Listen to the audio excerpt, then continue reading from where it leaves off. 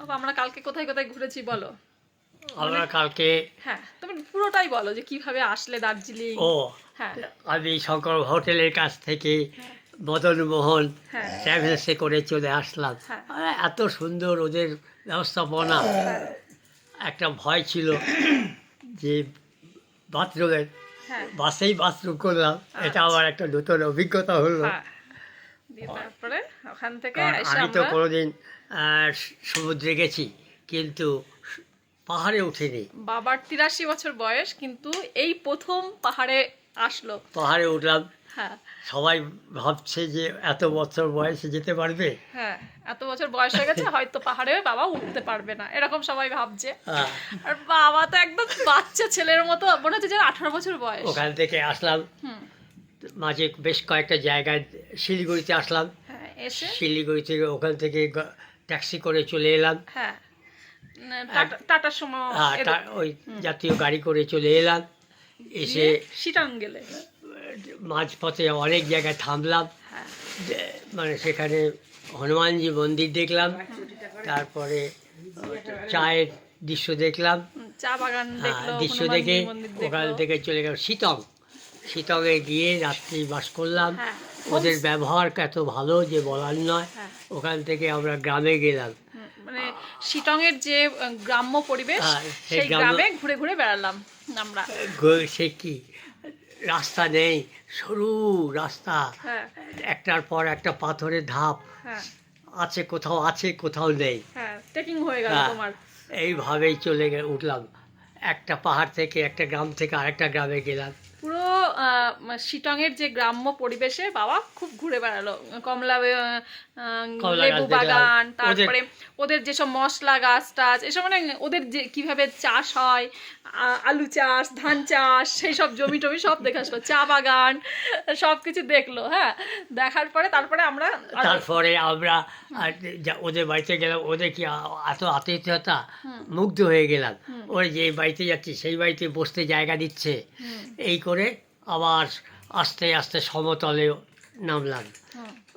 সমতল বলতে পাহাড়ি ওটা, মানে সেই ওদের ওদের বাড়িতেই আসলো, বাড়িতে আসলাম। হুম। হ্যাঁ, যে বাড়িতে আমরা হোমস্টে ছিলাম হোমস্টে সেই ছিলাম, বাড়িতেই সেই আমরা বাড়িতে চলে থাকলাম। এলাম। দিয়ে ওদের খাওয়া দাওয়ার যত্ন খুব খুব ভালো। আর সময় হ্যাঁ। ওদের যে গোর্খা হ্যাঁ। ইয়েতে বরণ করলো, হ্যাঁ, হ্যাঁ। আর যে সম্মান দিল, উত্তরীয় দিয়ে। উত্তরীয় দিয়ে সম্মান দিল হ্যাঁ ওদের। তারপরে আমরা ওখান থেকে সোজা চলে আসলাম ইয়েতে, শিটং থেকে বেরিয়ে। এর আগে তো ঘুম স্টেশন দিয়ে যাচ্ছি, হ্যাঁ গিয়ে দার্জিলিং গেলাম। হ্যাঁ। শিটং তারপরে থেকে ডাইরেক্ট আমরা দার্জিলিং চলে আসলাম। আর দার্জিলিংয়ে চলে আসলাম। হ্যাঁ, এই যে এসে দার্জিলিং এ রাতে আমরা এই হোটেলটায় আছি, এই যে পুরো কাঠের হোটেল, কাঠের আমি হোটেলটা দেখিয়ে দিই, একটু আগেও দেখিয়েছি। কাঠের হোটেল পুরো। এই যে কাঠের উপরটাও এরকম কাঠের, দাঁড়া বাবা আসছি দাও। আর এই যে জানলা দিয়ে পুরো পাহাড়ি ভিউটা দেখা যাচ্ছে। জানলা দিয়ে পুরো পাহাড়ি ভিউটা দেখা যাচ্ছে। হ্যাঁ দাঁড়াও, এরপরে বলো বাবা কালকে। তারপরে আমরা হ্যাঁ। হ্যাঁ শিটং থেকে আসার সময় আমরা মংপুতে গেলাম। মংপু, হ্যাঁ বসো বসো বসো। মংপু যেখানে আমাদের বিশ্বকবি রবীন্দ্রনাথ ঠাকুর এসেছিলেন, সেই জায়গাতে লিখেছিলেন, ওই জায়গাতে গেলাম। হ্যাঁ সেখানে শান্ত পরিবেশ, খুব ভালো লাগলো। তার লেখাগুলো রয়েছে, কয়েকটা লেখাও রয়েছে, দেখলাম, পড়লাম, পড়ে সেখান থেকে বার হলাম। দিয়ে তারপরে ওখান থেকে আসলে বাতাসিয়া লুপ। বাতাসিয়া লুপ যেখানে টয় না, ট্রেন দেখলে। কালকে তো নয়। হ্যাঁ কালকেই তো হ্যাঁ, দেখলে। তারপরে বাতাসিয়া লুপে আসলাম। ও না, আমাদের ওই মংপু থেকে আস্তে আস্তে রাত হয়ে গেল, হ্যাঁ।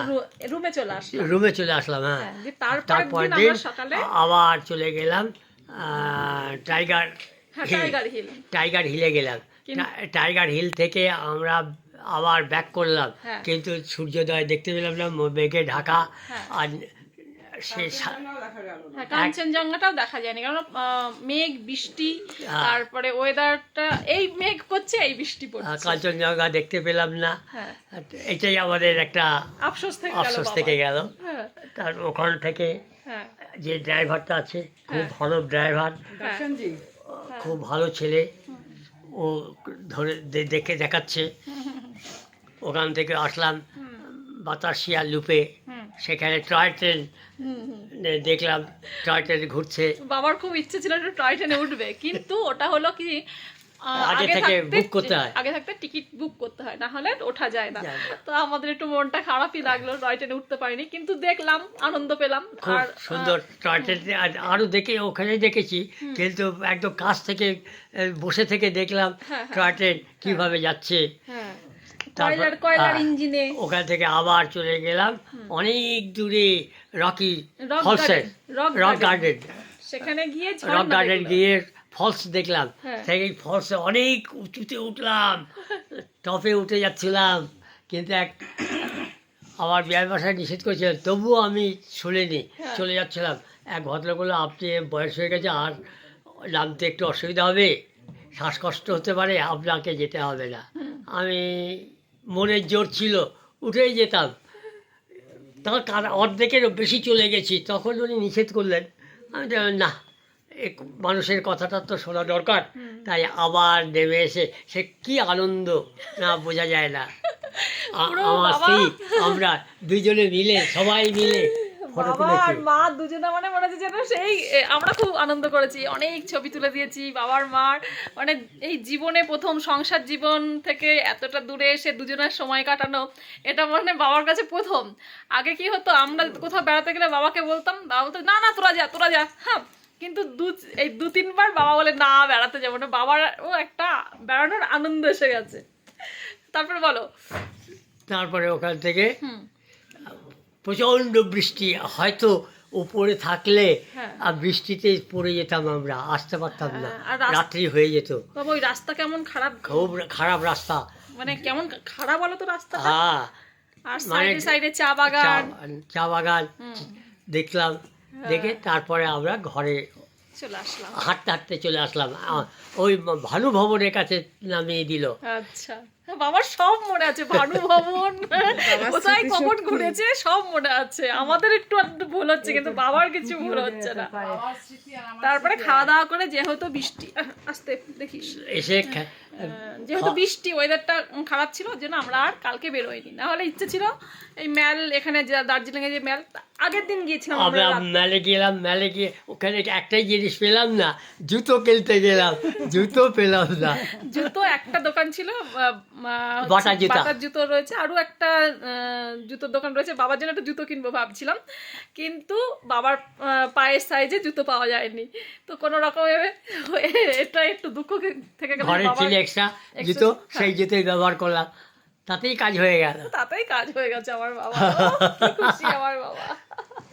দিয়ে আজকে বাবা আমরা কোথায় আমরা যাবো? সব দুই মেয়ে, হ্যাঁ। আরেকটা মেয়ে আসার কথা ছিল, আসলো না, তার জন্য একটু মনটা খারাপ। মনটা খারাপ। তারা খুব, টিমটা ভালো হতো আরো। হ্যাঁ, তারপরে হ্যাঁ। আমার ভাইয়ের শ্বশুর এসছে, কিন্তু আমার সেও খুব ভাই jolly। ভাইয়ের বউ ওরা আসেনি। তো আমাদের 6 জনের টিমে আমরা এসেছি ঘুরতে। আমার বিয়াই বাসা খুব জলি। হ্যাঁ, উনিও খুব আনন্দ করতে ভালোবাসে। ও আজকে আমরা কোথায় যাবো বলো? আজকে আমরা যাচ্ছি মিরিক। মিরিক যাবে বাবা। তো দেখা যাক মিরিকে গিয়ে কি দেখা আছে, ওখানে গিয়ে আবার এনজয় হবে। এবার দেখো মা, বলো তোমার কেমন লেগেছে? আমি আর কি বলবো, বলো। বাবা তো বলেই দিল, তা আমার খুব ভালো লেগেছে, তুমি যে বাবাকে সঙ্গে করে নিয়ে ঘুরলে, তার জন্য তোমার কেমন আমার লাগলো? খুব আনন্দ লাগলো। আচ্ছা, আমরা সে মশলাটা রাখলাম কোথায়? বলছি, প্রত্যেকবার কি হয়, মা আমাদের সঙ্গে ঘুরতে যায়। ওইখানে রেখে এসছি, ওই ঘরে। না দেখো, হ্যাঁ, এই তো, এই তো, এই তো, এই তো, এই তো। হ্যাঁ, আমি বহুবার ঘুরেছি, কিন্তু আমার স্বামী কোনোদিন যাননি, আমাকে একা পাঠাতেন। হ্যাঁ, আমি বহু জায়গায় ঘুরে এসছে। ঘুরে এসেছি কিন্তু ছেলে মেয়েদের সঙ্গে। মার খুব মন খারাপ হতো, বাবা যেহেতু দেখতে পেতো না এই সুন্দর সুন্দর জায়গাগুলো, আর ভাবতো বাবা কি খাচ্ছে কি করছে, এরকম একটা টেনশন কাজ করতো। কিন্তু এবার আমি বাবা একসঙ্গে মা এসেছি, আমার পুরো কোনো ফ্রি ভাবে ঘুরেছে, যেহেতু বাবার সঙ্গে আছে। তো এই বয়সেও বাবা মাকে বেশ নিয়ে একটু আমরা ঘুরছি, আমাদেরও সৌভাগ্য। আর বাবা যেন এইভাবে সুস্থ থাকে, ভালো থাকে, ব্যাস এইটুকুই না। 77 বছর বয়স না কত?